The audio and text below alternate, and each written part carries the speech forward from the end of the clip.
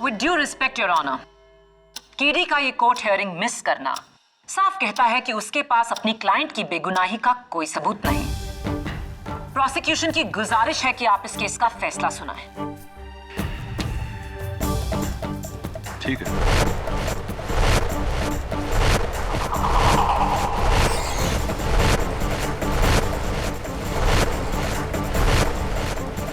साढ़े 10 बजने वाले हैं और योर ऑनर, लेकिन अभी तक 10:30 बजे नहीं। केडी, ये कोई टाइम है अदालत पहुंचने का? I am extremely sorry your honour. Have you forgotten the decorum of the court? तुम्हारा ड्रेस कोड क्या है? मैं अदालत का वक्त जाया नहीं करना चाहता था, इसलिए इसी तरह आना पड़ा। What has happened to you? ये तुम्हारी ये हालत कैसे हुई है? दरअसल बात यह है कि अब तक मैं उसी कब्रिस्तान में 2 गज जमीन के नीचे गाड़ा गया था। क्या?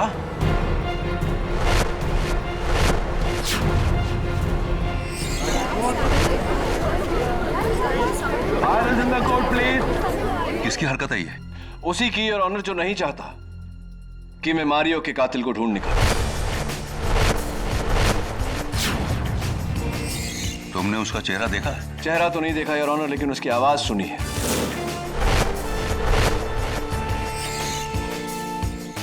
कौन है? योर ऑनर, जब से ये केस शुरू हुआ है मुझे फोन पे धमकियां आ रही हैं। और आज कब्रिस्तान में जब मैंने वो आवाज सुनी, गुड बाय केडी, तो वही आवाज थी, लेकिन एक फर्क, उसमें एक टोन था जैसे कि फोन पर हमें सुनाई देती। यानी? इसका मतलब योर ऑनर कि कोई वॉइस चेंजर या वॉइस डिस्टॉर्टर से बात कर रहा है। एक ऐसी मशीन जो पतली आवाज को मोटी बनाती है। योर ऑनर, इस केस से जुड़े सभी लोगों में 2 ही लोग हैं जिनकी आवाज पतली है, एमिली और फ्लाविया। और चूंकि एमिली जेल में थी, जाहिर सी बात है कि यह आवाज फ्लाविया की है।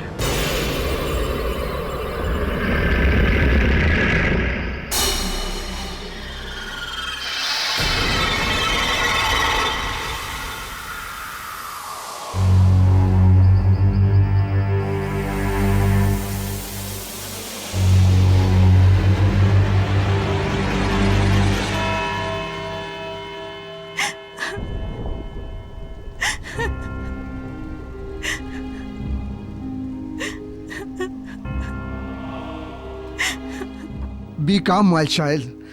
तुम इस तरह रोएगा तो आंट सिंथिया की आत्मा को तकलीफ पहुंचेगा। Don't cry, don't cry. Okay dad, अगर ऐसी बात है तो आई विल नॉट क्राई। और वैसे भी मेरा हस्बैंड मारियो ने आंटी को जीती जी क्या कम तंग किया होगा। बेटे, मारियो तुम्हारे साथ नहीं आया? उस बेशरम को क्या पता कि फैमिली का कीमत क्या होता है। नशे की हालत में पड़ा होगा किसी रोड पर। उसका इररिस्पॉन्सिबिलिटी ने तुम्हारा नहीं, पूरा गोम्स फैमिली का लाइफ बर्बाद कर दिया बेटे।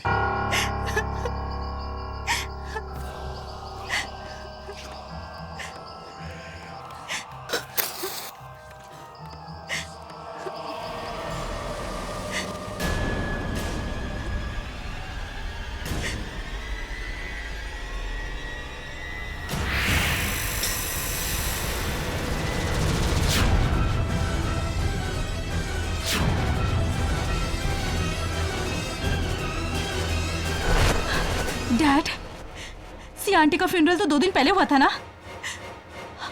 और ये टॉमस्टोन भी नया है। इस पे इतना बड़ा क्रैक, इस पे इतना बड़ा क्रैक कैसे आया?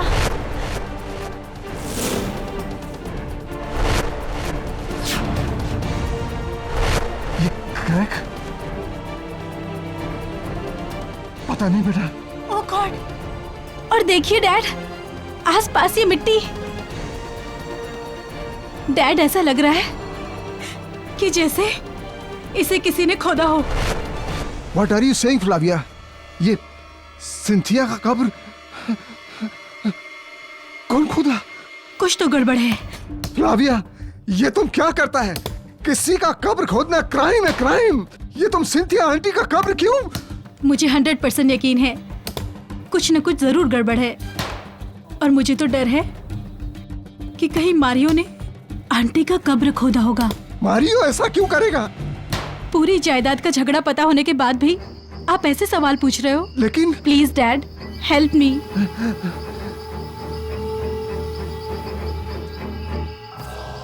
खोलिए उसे।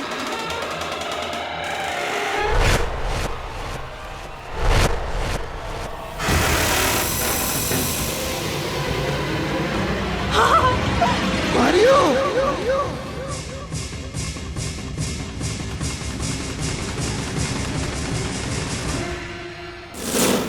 डियर आंट सिंथिया, आपको आपकी ये नीज एमिली बहुत मिस करेगी। काश आप भी हमारे साथ होती।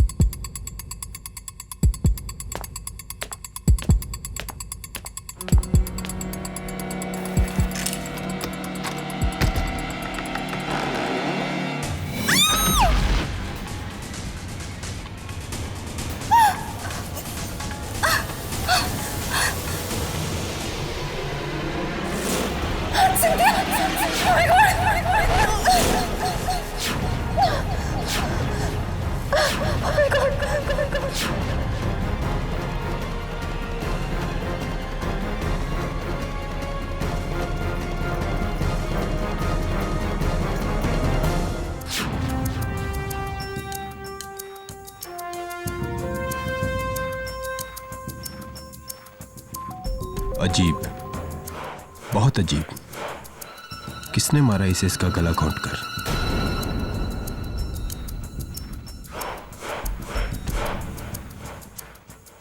गले में चेन डालकर मारा इसे।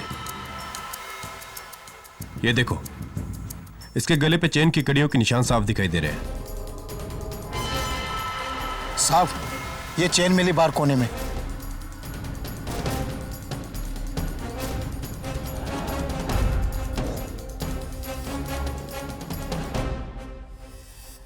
हंड्रेड % इसी चेन से गला घोटा गया इसका।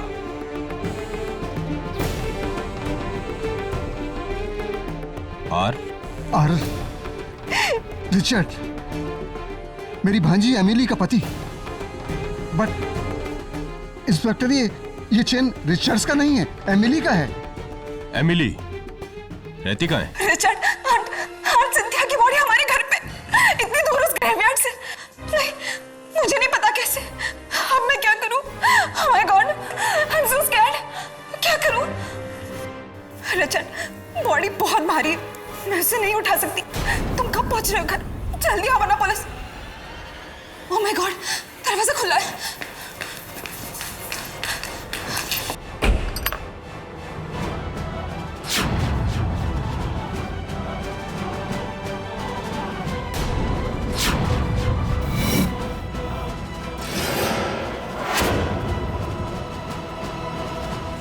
ओह माय गॉड, सिंथिया का बॉडी यहाँ।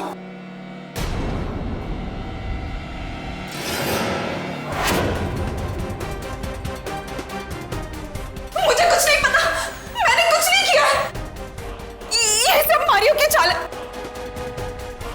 उसी ने मुझे फंसाया है। मारियो मर चुका है।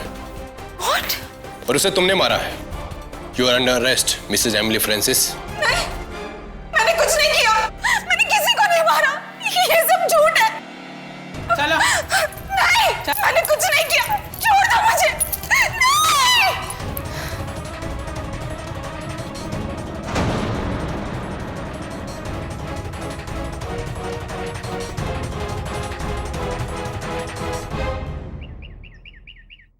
मिसेस बिलमोरिया, क्या आप लोग जानते हैं कि कब्रिस्तान के चारों ओर जो दीवारें होती हैं वो इतनी ऊंची क्यों होती?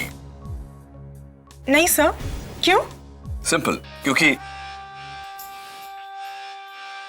ये रिंगटोन तुमने लगाई है मेरे फोन पे। Yes sir.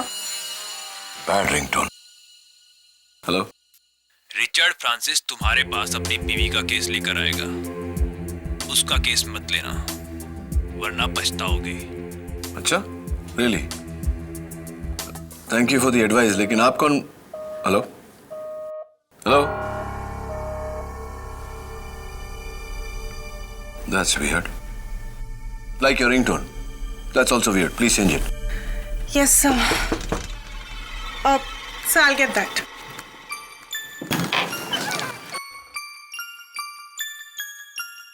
एडवोकेट केडी पाठक, रिचर्ड फ्रांसिस.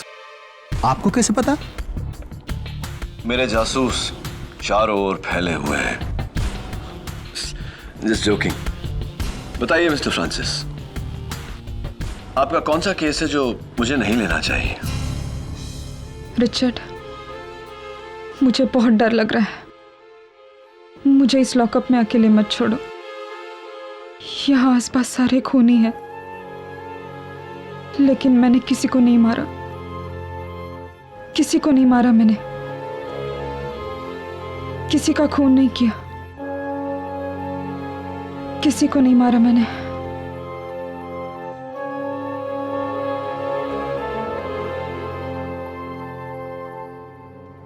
जब से ये हादसा हुआ है ना केडी, तब से बस ये ऐसे ही डरी, सहमी, बहकी बहकी सी बातें कर रही है. तो अब तुम ही बताओ रिचर्ड, ये कब्रिस्तानी कहानी का राज क्या है? गोम्स फैमिली में सबसे बड़ी आंट सिंथिया थी. उन्होंने शादी नहीं की और मारियो गोम्स उनके भाई के बेटे थे. और एमिली उनकी बहन की बेटी. मारियो और एमिली दोनों ही कजन्स थे. और मैं रिचर्ड फ्रांसिस, एमिली का पति हूं. और वहां बैठी फ्लाविया गोम्स, मारियो की बीवी. और वो दोनों कौन हैं? वो अंकल एल्बर्ट हैं, आंट सिंथिया के छोटे भाई. और जो उनके बगल में बैठा है वो रॉजर. वो आंट सिंथिया की देखरेख करता था. यानी कि एक अकेली बूढ़ी आंट सिंथिया और आप सब उनके परिवार के लोग. जी. जिसमें से सबसे बड़े हैं एल्बर्ट गोम्स. योर ऑनर, मेरा बड़ा सिस्टर सिंथिया का गोवा में 40 एकड़ जमीन है. उस जमीन का मार्केट वैल्यू 70 करोड़ से कम नहीं. एमिली और मारियो का दोनों का इस जमीन पर नजर था. और हमको ऐसा लगता है कि उसी जमीन के वास्ते एमिली ने मारियो को मार डाला.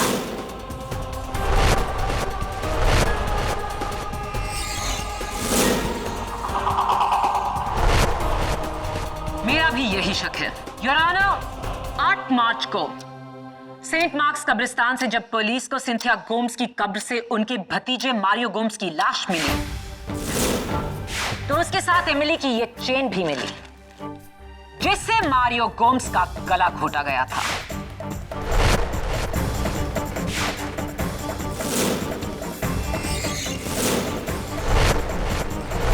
जाहिर है पुलिस उसके बाद एमिली के घर पहुंची, जहां से शॉकिंगली उन्हें सिंथिया गोम्स की लाश बरामद हुई.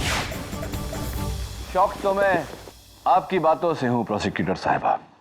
अगर मैं अपना ये पेंसिल आपकी मेज पर छोड़ दूं तो क्या इससे यह साबित होता है कि आपने मेरा यह पेंसिल चुराया है?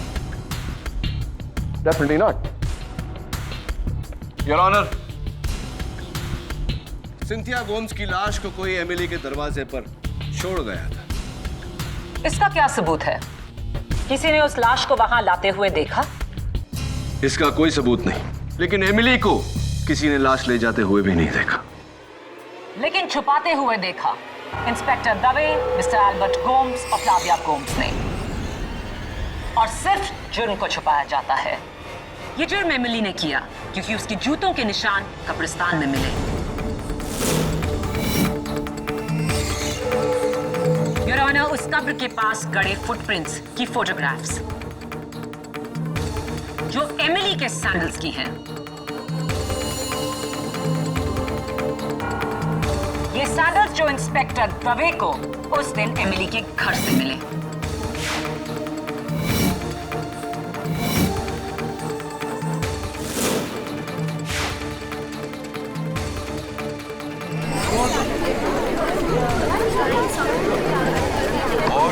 ऑर्डर। और इन सैंडल्स पर जो मिट्टी है उसी कब्रिस्तान की है। ये तो क्लियर सबूत है कि एमिली वहां गई थी।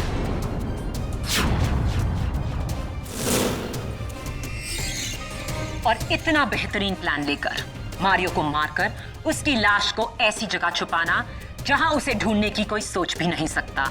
एक कब्रिस्तान की 6 फुट नीचे कब्र में, कब्र भी किसी और के नाम की, आंटी सिंथिया, जिसे 2 दिन पहले ही 100 लोगों ने दफन होते हुए देखा।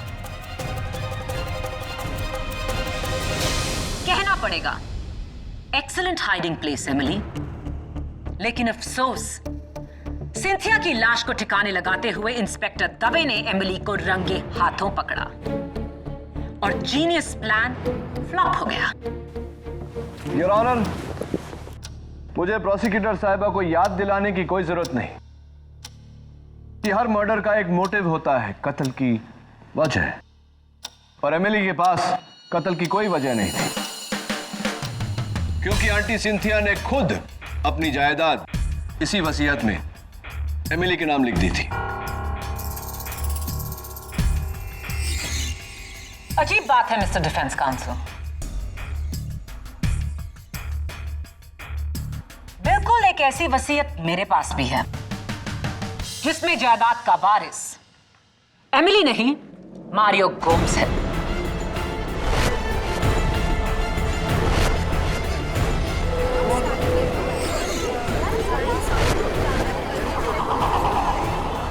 Order order. योर ऑनर, एक जायदाद के 2 दावेदार, कजिन्स मारियो और एमिली।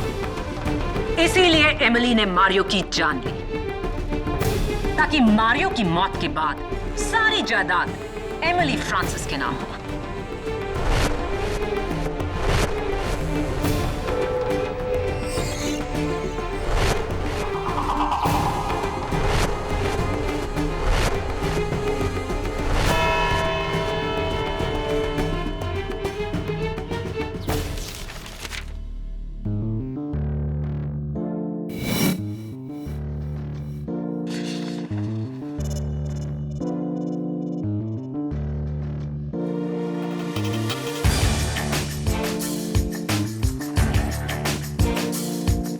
एक ही इंसान 2 अलग अलग वसीयत क्यों बनाएगा?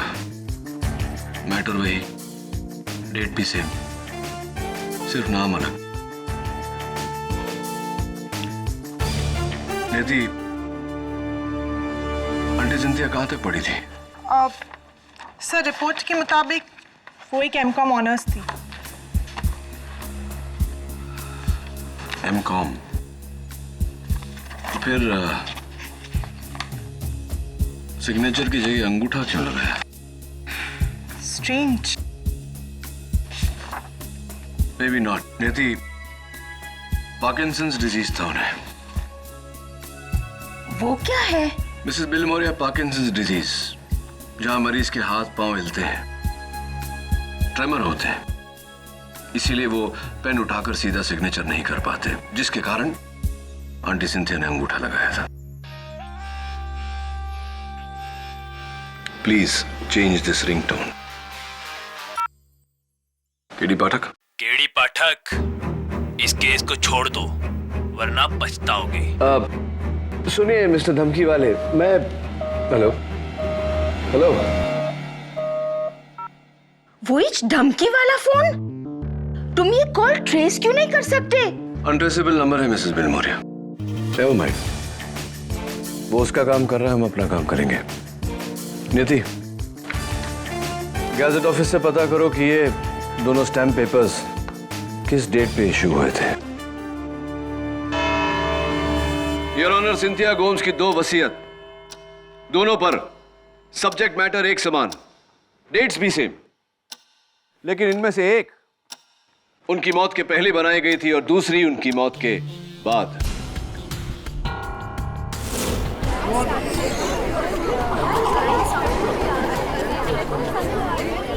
Order order. केडी, ये तुम कैसे कह सकते हो? योर ऑनर, गवर्नमेंट रेगुलेशंस के मुताबिक जब भी कोई स्टैम्प पेपर इशू किया जाता है तो रजिस्टर में उसका डेट ऑफ इशू दर्ज किया जाता है।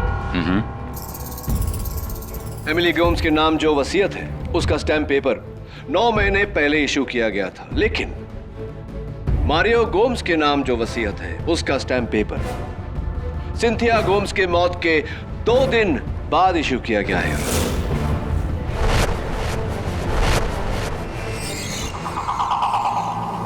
तो फिर इस पर सिंथिया गोम्स के अंगूठे का निशान कैसे आया मरने के बाद? अनफॉर्चुनेटली योर ऑनर, इस केस से यह जाहिर हुआ है कि मौत के बाद भी अंगूठे का इस्तेमाल किया जा सकता है वसीयत पे थंब इंप्रेशन लेने के लिए, भले ही ऐसा करने के लिए कब्र ही क्यों ना खोदनी पड़े। Right mister Albert?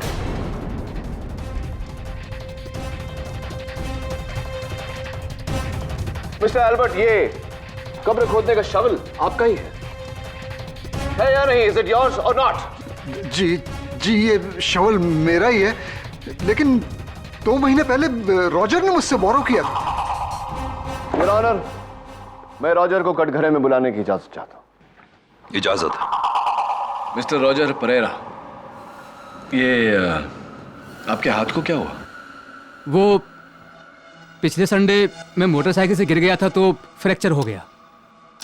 फ्रैक्चर हो गया है? How painful, how sad. Anyway Roger, 10 साल तुमने आंटी सिंथिया की सेवा की। बड़े दुख की बात है कि उसके बावजूद उनकी जायदाद में से तुम्हारे नाम कुछ भी नहीं। वांदा नहीं साहब, मैडम सिंथिया ने मुझे बेटे की तरह रखा था। उन्होंने कभी मुझे नौकर समझा ही नहीं, और यही मेरे लिए काफी है। मुझे पैसे में कोई इंटरेस्ट नहीं है साहब। वाह क्या बात है, व्हाट अ नोबल थॉट। अगर दुनिया में हर इंसान तुम्हारी तरह होता तो दुनिया कितनी सुंदर होती, सोचो। वैसे पता नहीं कि तुम्हें पता है या नहीं, लेकिन एमिली के बाद 70 करोड़ की जायदाद के मालिक तुम।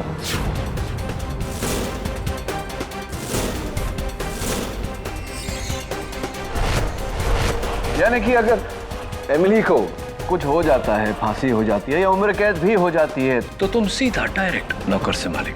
क्या?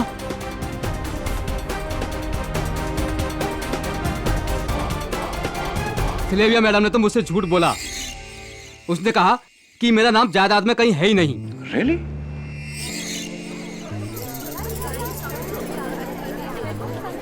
यानी ये पूरा हिस्सा ये लेना चाहती है? नहीं, मुझे मेरा हिस्सा चाहिए। हाँ, और मिलना भी चाहिए तुम्हें तुम्हारा शेयर। लेकिन उससे पहले मैं ये जानना चाहता हूँ कि कमेलियन क्या होता है, जानते हो तुम? गिरगिट जो रंग बदलता रहता है। क्योंकि देखो ना, अभी थोड़ी देर पहले तुमने कहा कि तुम्हें पैसों में कोई इंटरेस्ट नहीं, और अब तुम कह रहे हो कि मुझे मेरा शेयर चाहिए। Interesting point. लेकिन उससे भी ज्यादा इंटरेस्टिंग पॉइंट ये है कि मैडम फ्लाविया ने आपको झूठ क्यों बोला? योर ऑनर, मैं फ्लाविया को कटघरे में बुलाने की इजाजत चाहता हूं। इजाजत है। मारियो की वजह से सर। मारियो नहीं चाहता था कि रॉजर को इस बात के बारे में कभी भी पता चले कि उसका नाम भी वसीयत में है।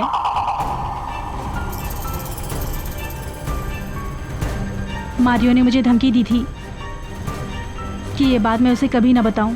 पति ने पत्नी को धमकी दी। It's not a good thing, not good at all. कैसा पति था मारियो? मारियो एकदम अच्छा पति नहीं था। वो घर में कम और बार में ज्यादा रहता था।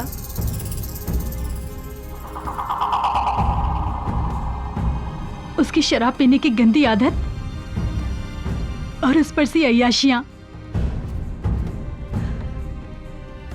मेरा लाइफ तो उसने एकदम जहन्नुम बना दिया था सर।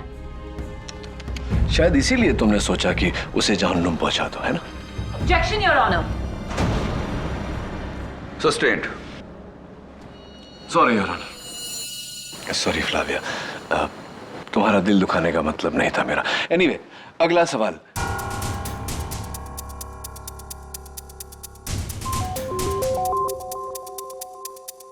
योर ऑनर, इस केस का एक बहुत ही अहम विटनेस पुलिस की गिरफ्त में आया है।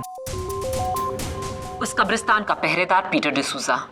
मेरी आपसे दरख्वास्त है कि मैं उसे अदालत में पेश कर सकूं। Your honour, this is incorrect procedure. इस विटनेस के बारे में डिफेंस को बताया ही नहीं गया। पीटर की गिरफ्तारी 1 घंटे पहले हुई, मुझे भी अभी पता चला है your honour. KD, murder case में ऐसी अहम गवाही को रोका नहीं जा सकता। पीटर डसूजा को पेश किया जाए।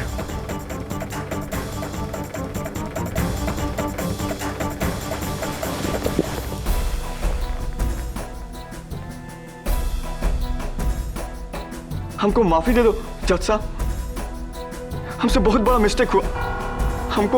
हमको इसके लिए बहुत मनी दिया गया था। किसने दिया वो पैसा? फेस नहीं देखा, हाँ, क्योंकि सारा बात और ऑर्डर फोन पे आया था। हाँ, मगर वो एक आदमी था, उसकी वजह से मैंने ये सब कुछ किया।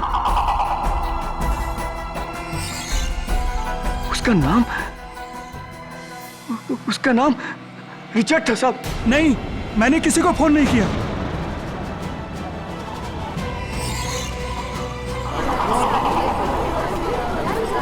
ऑर्डर ऑर्डर, मिस्टर रिचर्ड आप बैठ जाइए। मेरा शक सही निकला योर ऑनर। ये पूरी साजिश अकेली एमिली की नहीं थी, उसके पति रिचर्ड ने भी उसकी मदद की। एमिली और रिचर्ड फ्रांसिस ने मिलकर मारियो को मारा।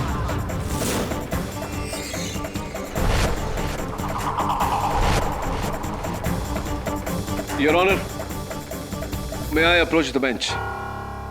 You may. योर ऑनर, इस नए विटनेस, नए सबूत की रोशनी में मुझे थोड़ा वक्त चाहिए। लेकिन पीटर डसूजा की गवाही के बाद तुम्हारा केस और भी कमजोर हो गया। योर ऑनर, पीटर ने सिर्फ उसकी आवाज सुनी है, चेहरा नहीं देखा। मुझे पूरा यकीन है कि कोई तो है जो इस केस को गुमराह करने की कोशिश कर रहा है। वही शख्स मुझे भी धमकियां दे रहा है और ये बात मैं साबित कर सकता हूं कोर्ट में।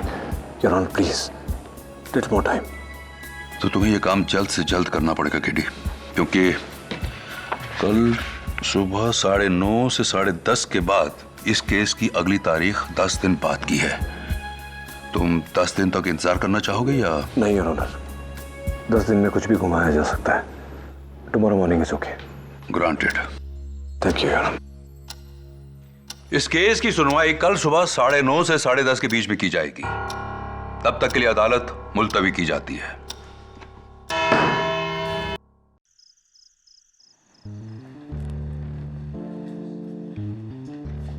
एल्बर्ट, रॉजर, फ्लेविया, रिचर्ड,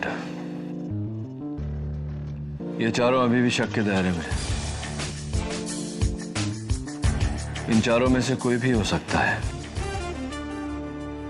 या फिर कोई और।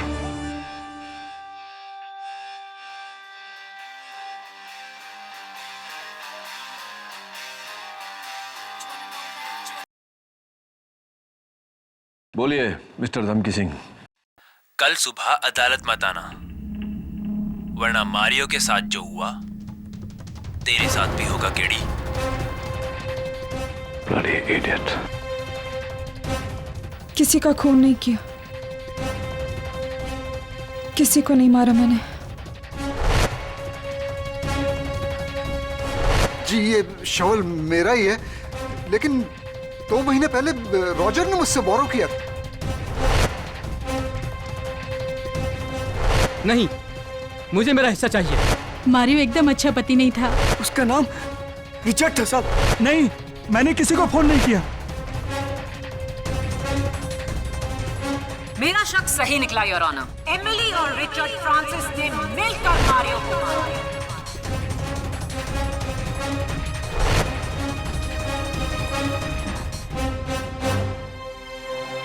सुबह के 4 बज गए नियति। चलो तुम्हें घर छोड़ देता हूँ। सर लेकिन आप? मुझे जाना है अभी Saint Mark's graveyard.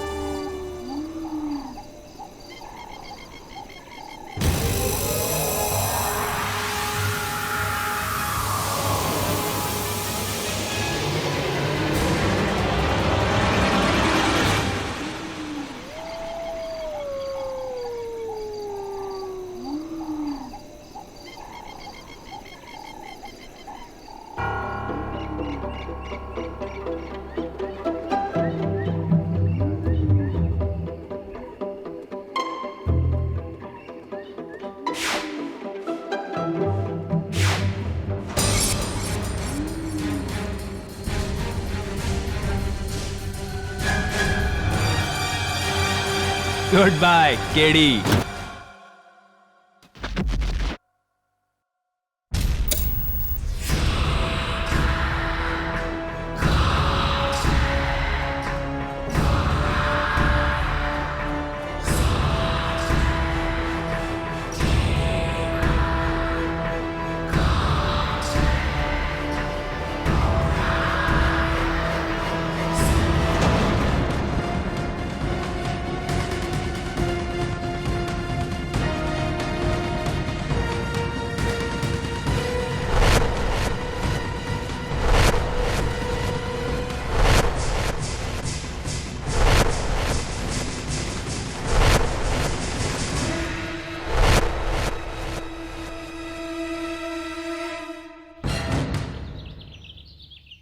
Hello Jhilmil ji, मैं नियति ऑफिस से बोल रही हूँ।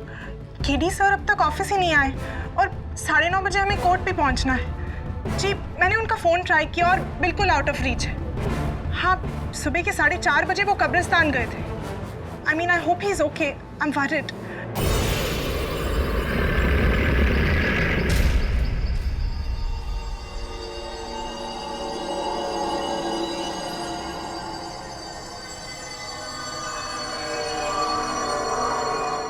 गीली मिट्टी की खुशबू।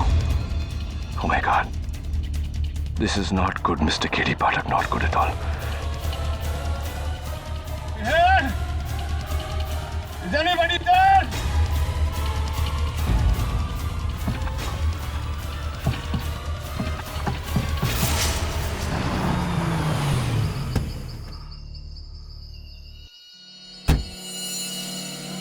केडी सर की गाड़ी?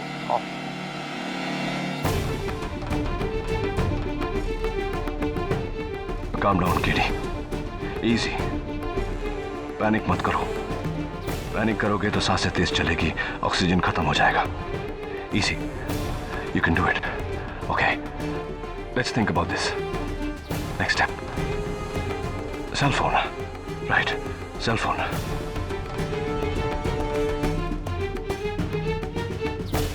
जरूर सर अंदर हो गए। केडे, केडे, केडे।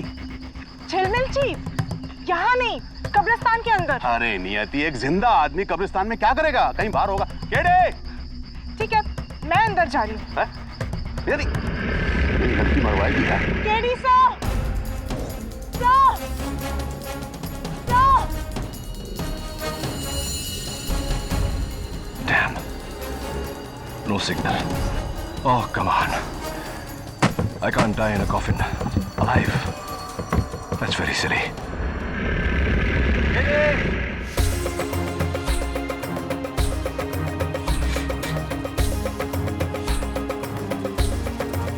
सिग्नल भी नहीं है। इसलिए तो सर का फोन आउट ऑफ रीच आ रहा था। केडे। KD sir.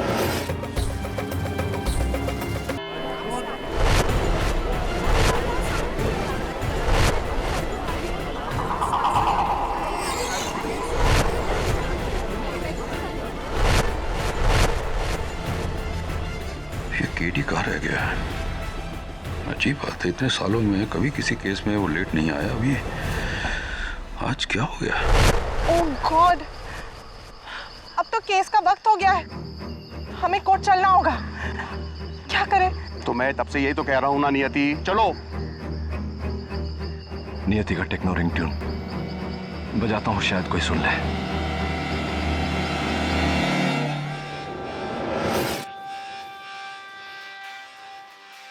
एक सेकंड। क्या हुआ? यहाँ से कुछ आवाज आ रही है, कोई इंग्लिश गाने की। गाने की? हाँ, हो सकता है ये किसी डीजे की कब्र होगी। अंदर भी बचा रहा होगा बेचारा। टेक्नो बीट्स, मेरा रिंगटोन। कान बज रहे हैं तुम्हारे कान, कब्रिस्तान है ये। अभी चलो, लेट हो रहे हैं, कोर्ट मुकदमा शुरू हो गया होगा। चलते। योर ऑनर, आधा घंटा हो गया है और केडी का कोई नामो निशान नहीं। Well KD, I think you are finished. Cell phone पे सिग्नल नहीं, कोई तेरी आवाज नहीं सुन रहा। ये तेरा आखिरी केस था और ये तेरी पहली और आखिरी कबर। Sorry to say good bye KD. Good bye KD. Good bye KD. Oh my God, अब समझ में आया मारियो का खून किसने किया, लेकिन क्या फायदा? कैसे साबित करूंगा कॉफिन में? योर ऑनर, मेरी राय है आप इस केस का फैसला सुना दीजिए।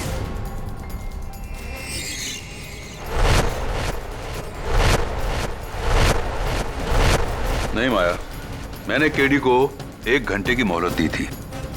अभी भी आधा घंटा बाकी है। Let us wait. KD, you can't die so easily. इतनी आसानी से नहीं मर सकते तुम। सोचो सोचो कैसे बाहर निकलोगे। कार कीज, गाड़ी की चाबी, गाड़ी का सिक्योरिटी लॉक, शायद कोई देख ले। रेडियो सेंसर्स दीवारों से पास होते हैं।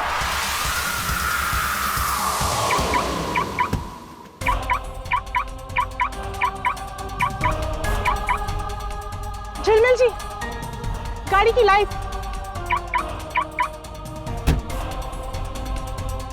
हाँ, मुझे लगा था कि केडी अंदर ही होगा और सो रहा होगा। KD, KD sir, KD, KD, KD sir, KD, अंदर तो कोई नहीं है। मैंने कहा था कि गाड़ी उसकी खराब हो गई होगी, गाड़ी यहीं छोड़ करके वो कोर्ट चला गया होगा। चलो। नहीं झिलमिल जी, आई एम श्योर ये कोई इशारा है हमारे लिए। केडी साहब में कांटेक्ट करने की कोशिश कर रहे हैं। I am sure. हो तुम पागल हो। चलो मेरे साथ चलो। देखिए, आप आए या नहीं आए, I am sure KD sir अंदर है। मैं अंदर जा रही हूँ। अरे यार, ये लड़की फिर मरवाएगी। नियति, नियति, अरे नियति, ओह, केडी सर। अरे क्या केडी, केडी यार। थिंक नियति, थिंक। सर का रिंगटोन मैंने सुना था।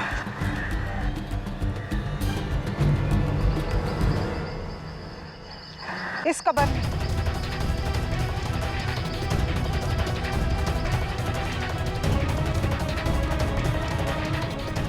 जिंदा? हाँ। नियति, तुम पागल हो गई क्या? इस कबर के अंदर केडी जिंदा? ऐसा कभी नहीं हो सकता।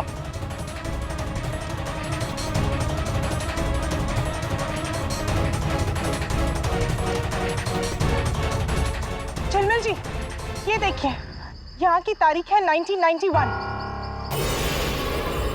यानी कि 20 साल पुरानी। और यहाँ की मिट्टी देखकर ऐसा लगता है जैसे कि इसने अभी इस पे डाली हो। एक मिनट।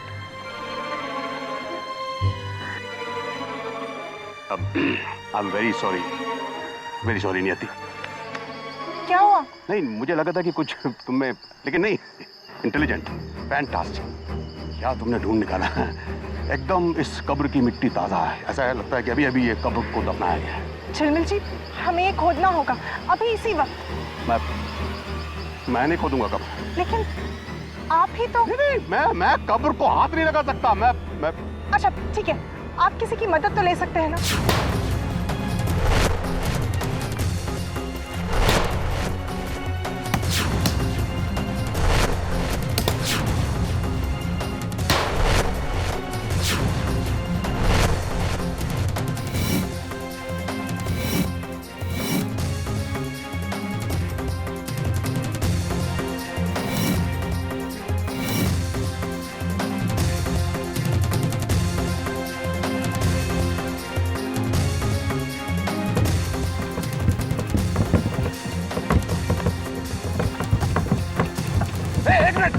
एक मिनट, कोई अंदर से ठोक रहा है। हाँ, जरा जल्दी खोलो। केडी सर, केडी, केडी, भाई, उठो। केडी, हो कैसे? Are you okay? तू 4 घंटे लेट के देख अंदर। क्यों? फिर पूछ हो गया।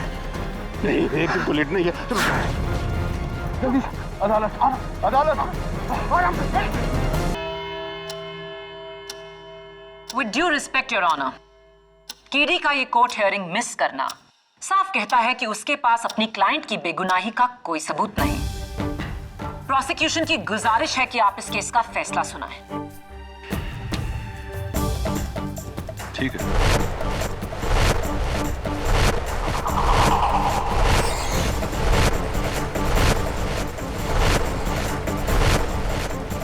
10:30 बजने वाले हैं और योर ऑनर, लेकिन अभी तक 10:30 बजे नहीं। केडी, ये कोई टाइम है अदालत पहुंचने का? I am extremely sorry your honour. Have you forgotten the decorum of the court? तुम्हारा ड्रेस कोड का है? मैं अदालत का वक्त जाया नहीं करना चाहता था, इसलिए इसी तरह आना पड़ा। What has happened to you? ये तुम्हारी ये हालत कैसे हुई है? दरअसल बात यह है कि अब तक मैं उसी कब्रिस्तान में 2 गज जमीन के नीचे गाड़ा गया था। क्या?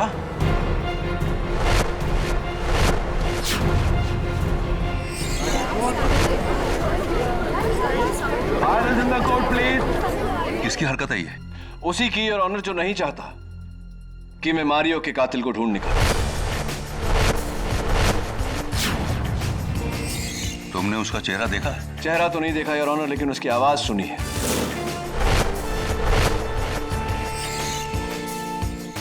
कौन है? योर ऑनर, जब से ये केस शुरू हुआ है मुझे फोन पे धमकियां आ रही हैं। और आज कब्रिस्तान में जब मैंने वो आवाज सुनी, गुड बाय केडी, तो वही आवाज थी, लेकिन एक फर्क, उसमें एक टोन था जैसे कि फोन पर हमें सुनाई देती। यानी? इसका मतलब योर ऑनर कि कोई वॉइस चेंजर या वॉइस डिस्टॉर्टर से बात कर रहा है। एक ऐसी मशीन जो पतली आवाज को मोटी बनाती है। योर ऑनर, इस केस से जुड़े सभी लोगों में 2 ही लोग हैं जिनकी आवाज पतली है, एमिली और फ्लाविया। और चूंकि एमिली जेल में थी, जाहिर सी बात है कि यह आवाज फ्लाविया की है।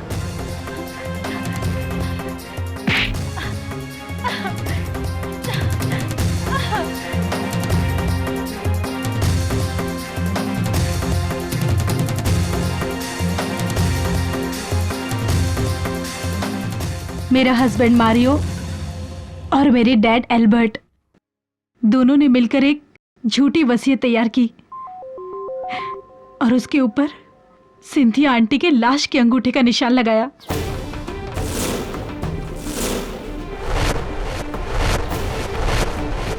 मारियो ऑस्ट्रेलिया सेटल होना चाहता था, पर मेरे साथ नहीं, उसकी गर्लफ्रेंड के साथ, वो भी मुझे धोखा देकर। इससे पहले कि वो मुझे धोखा देता, मैंने उसे धोखा दे दिया, उसकी जान लेकर।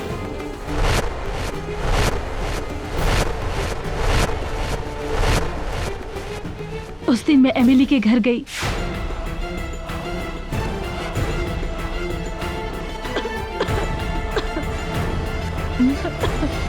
मैं अभी पानी लाती हूँ। वहां से उसके जूते और चेन चुराया और उसी चेन से मैंने अपने पति का मर्डर कर दिया।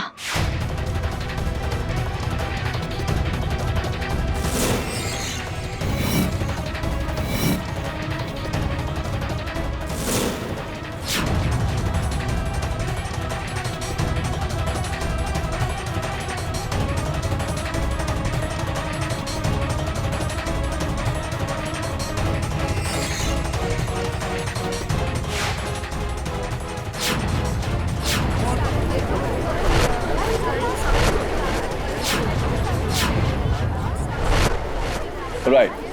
फिर तुमने बड़ी होशियारी से टूटी हुई कब्र का राज फाश किया ताकि कोई तुम पे शक ना करे। फिर बड़ी चालाकी से एमिली के घर गई और उसके चुराए हुए जूते तुमने वहीं रख दिए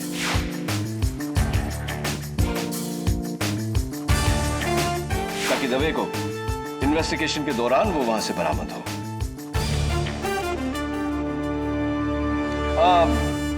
बस एक आखिरी चीज, वो जो आप आवाज बदलने के लिए जो बॉक्स यूज करती है वो जरा आपके बैग में ही होगा, चेक करिए जरा।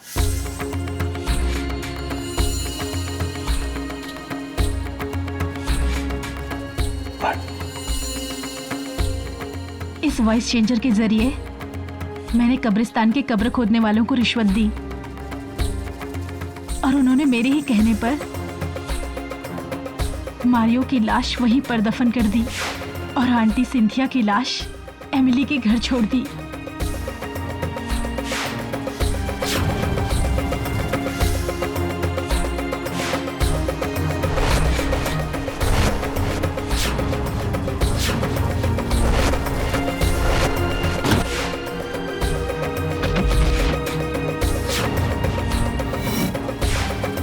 The confession is now complete, Your Honor. Flavio Gomes के इकबाल जुर्म के बाद अदालत उन्हें फौरन हिरासत में लेने का हुक्म देती है। नहीं, नहीं, मैंने कुछ गलत नहीं किया है। मैंने कुछ गलत नहीं किया है। छोड़ो मुझे। और इस केस से जुड़े एल्बर्ट गोम्स पर अदालत अलग से मुकदमा चलाने का हुक्म देती है।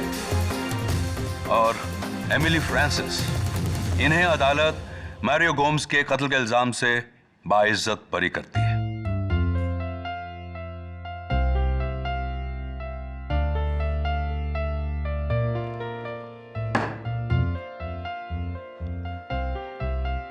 लगता है तुम मेरा पीछा कब्र में जाने के बाद भी नहीं छोड़ोगे KD. Pun intended or unintended.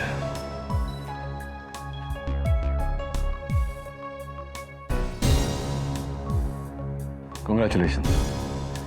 Sorry, हाथ नहीं मिला सकता, हाथ जरा काले हो गए, लेकिन अच्छा है, मुंह काला होते होते बच गया। Thank you so much. All the best to both of you. Well done, sir. Graveyard mystery solved. अब उस graveyard riddle का भी जवाब दे दीजिए ना, please.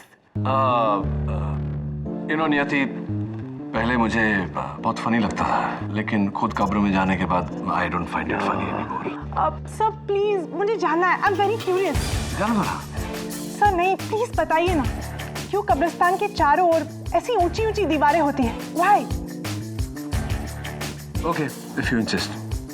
कब्रिस्तान के चारों ओर ऊंची दीवारें होती है क्योंकि लोग अंदर घुसने को मरते हैं।